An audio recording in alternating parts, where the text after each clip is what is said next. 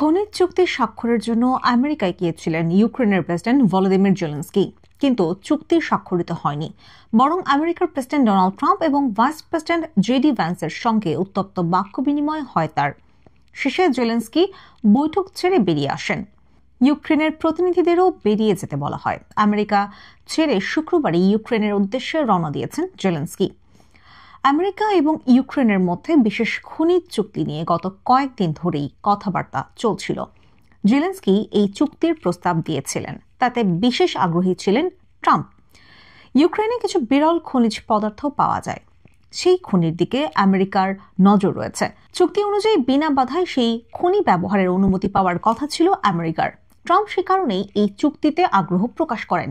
শুক্রবারই white হাউসের oval অফিসে এই চুক্তি স্বাক্ষরের কথা ছিল জেলেনস্কির। আমেরিকাকে বিরল খনিজ ব্যবহারের অনুমতি দিয়ে তার বদলে ইউক্রেনের নিরাপত্তা নিশ্চিত করতে চেয়েছিলেন জেলেনস্কি। জো বাইডেনের আমলে ইউক্রেনের দিকে আমেরিকা যে সাহায্যের হাত বাড়িয়ে দিয়েছিল, ট্রাম্প ক্ষমতায় আসার পর তা অনিশ্চিত হয়ে পড়েছে। বারবারই নিজের নানা আচরণে ট্রাম্প একটা কথা স্পষ্ট করে দিয়েছেন, কোনো স্বেচ্ছাসেবায় তিনি আগ্রহী নন।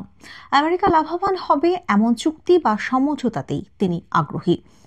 জেলেনস্কি সেই কথা ভেবেই খনিজ চুক্তির প্রস্তাব দিয়েছিলেন, কিন্তু চুক্তির শর্তে দুই দেশ শেষ পর্যন্ত একমত হতে পারেনি।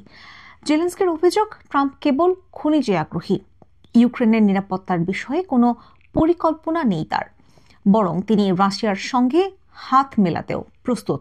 নিজের উদ্দেশ্য সম্বন্ধে ট্রাম্পও বিশেষ রাগঢাক করেননি। তিনি আগে জানিয়েছিলেন, ইউক্রেনের নিরাপত্তা নিশ্চিত করার দায়িত্ব ইউরোপের। আমেরিকার কিছু সেনাবাহিনী ওই দেশে রয়েছে, তার জন্য যতটা নিরাপত্তা প্রদান সম্ভব ট্রাম্প তার ব্যবস্থা করবেন। কিন্তু তার বেশি কিছু যে তিনি করতে চান না তা বুঝিয়ে দিয়েছিলেন। রাশিয়ার সঙ্গে বা ইউক্রেনের নিরাপত্তার বিষয়ে আপোষ না করা নিয়ে অনড় জেলেনস্কি তাই ট্রাম্পের সঙ্গে একমত হতে পারেননি।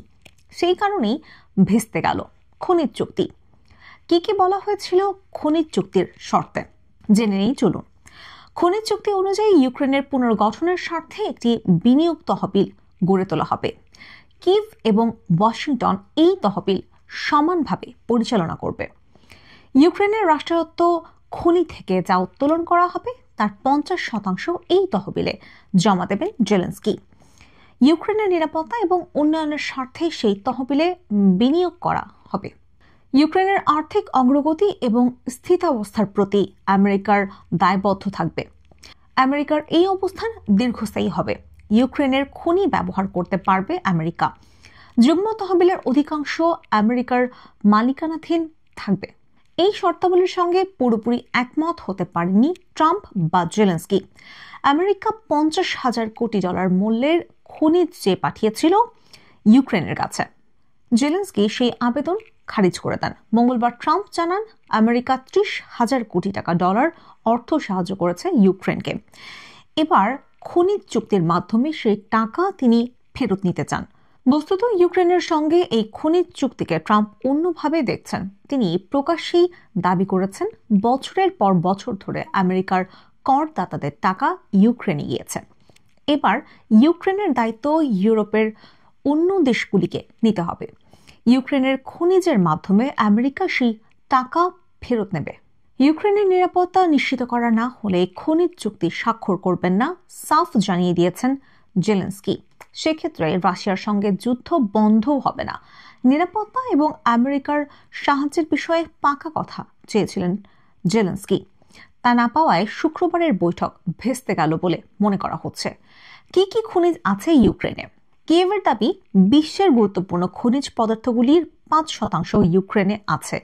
1.90 কোটি টন গ্রাফাইটের মালিক ইউক্রেন, যা সারা বিশ্বের মোট সঞ্চয়ের 6%। এই ধাতু বিদ্যুৎ যানবাহনের ব্যাটারি তৈরিতে অপরিহার্য। এছাড়াও ইউক্রেনে আছে প্রচুর পরিমাণ টাইটানিয়াম, বিশ্ব সঞ্চয়ের 1%, এবং লিথিয়াম, বিশ্ব সঞ্চয়ের 1 থেকে 2%। রয়েছে ইউরেনিয়াম, বিশ্ব সঞ্চয়ের 2 থেকে 4%।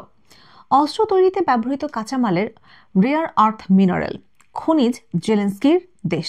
তবে যুদ্ধের কারণে এই খনিগুলোতে বেশ ক্ষয়ক্ষতি হয়েছে।